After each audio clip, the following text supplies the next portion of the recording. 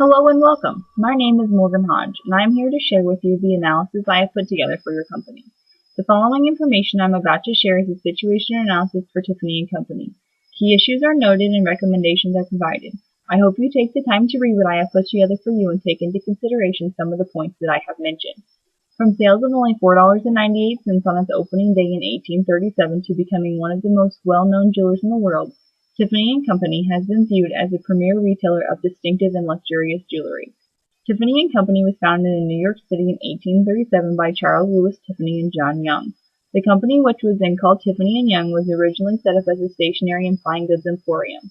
It wasn't until 1847 that the company began selling everyday fine jewelry. Shortly after 1853, Tiffany bought out his partner and renamed the company to what we know it as today, Tiffany & Company. Tiffany & Company found its main consumer base to be wealthy Americans who desired the finer things in life. The company eventually expanded into Europe, and in 1987 it went public with approximately 30 retail locations worldwide. They continued to open up more stores nationwide and also launched their first online store and website in 1999. In 2010, the company continued to expand into the Asia-Pacific region, opening 8 stores and then another 3 in Europe. In 2012, Tiffany & Company celebrated 175 years of excellence, with sales worldwide totaling over $3 billion. Tiffany & Company have made it a priority to maintain the luxury brand and service that Charles Tiffany Lewis founded the company on in 1837. It still targets the most affluent population and still maintains their no haggling policy, something which dates back to the original store. Today, its mission statement remains the same, to be the world's most respected jeweler.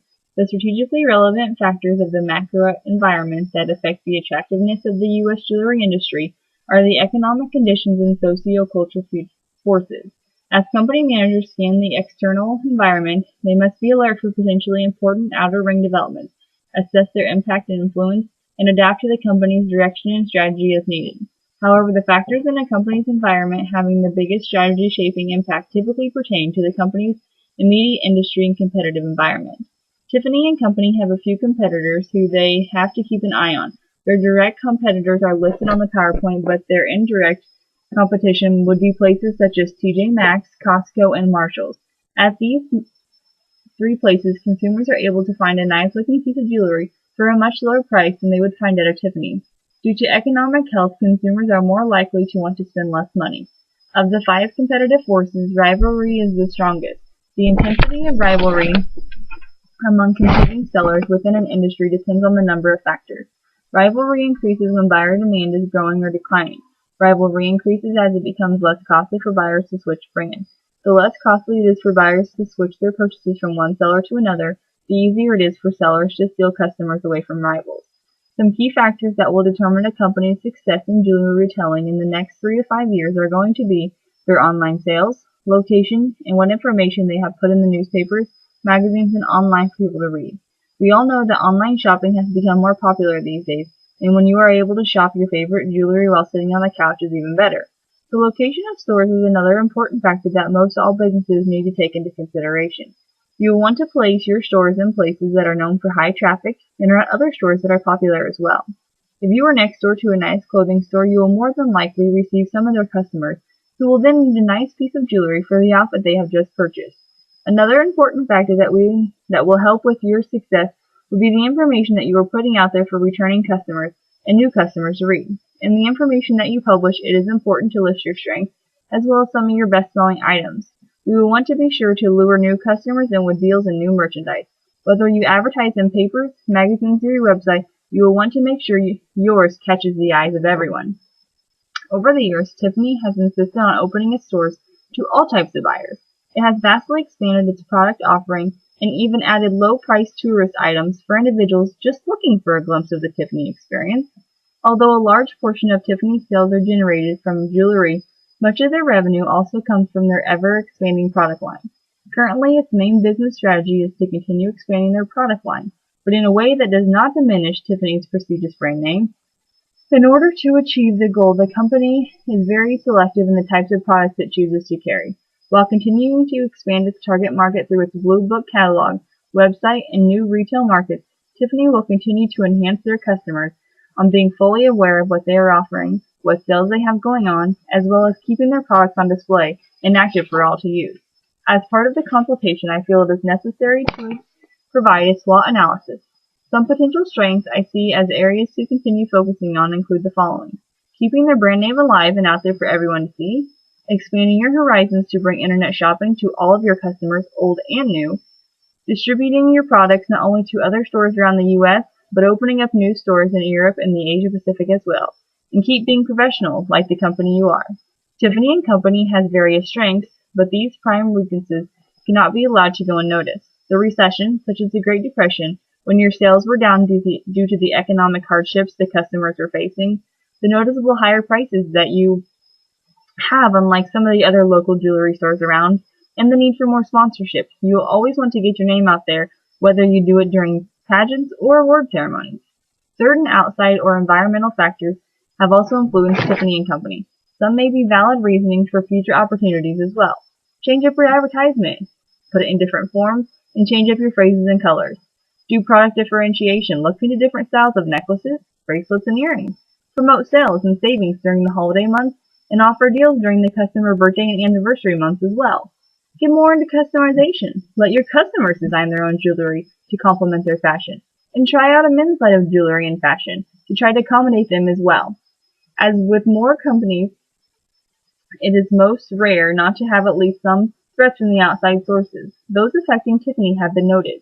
Competitors offering lower prices with the same comparable products, other online retailers that are just as easy to shop, and customers are wanting to cut back on their spending and only trying to buy the necessities, so jewelry isn't one right now.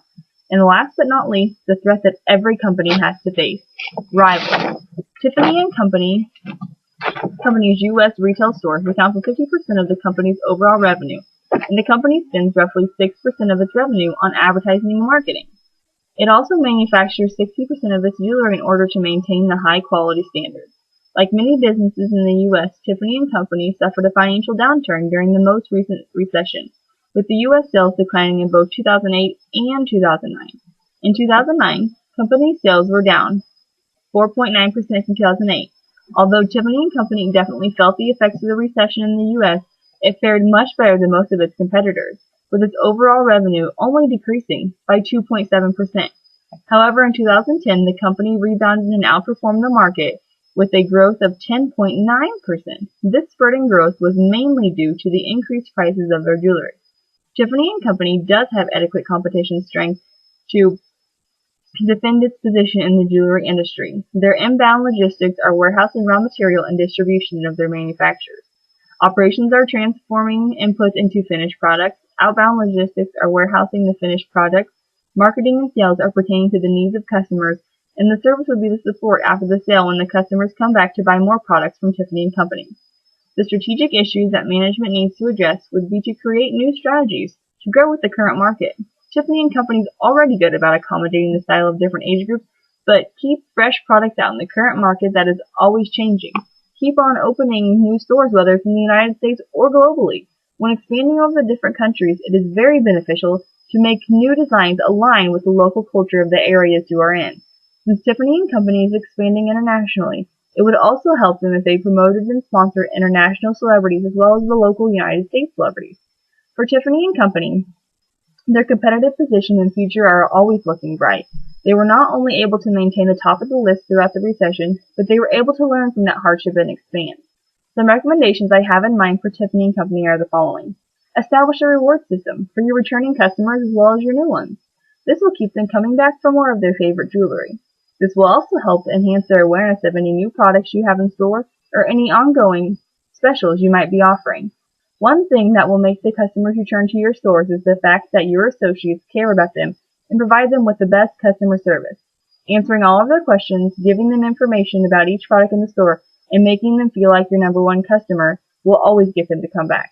Once recommendations are in place, Tiffany & Company is well on their way to attaining a sustainable competitive advantage, which they are already done a reasonably good job at.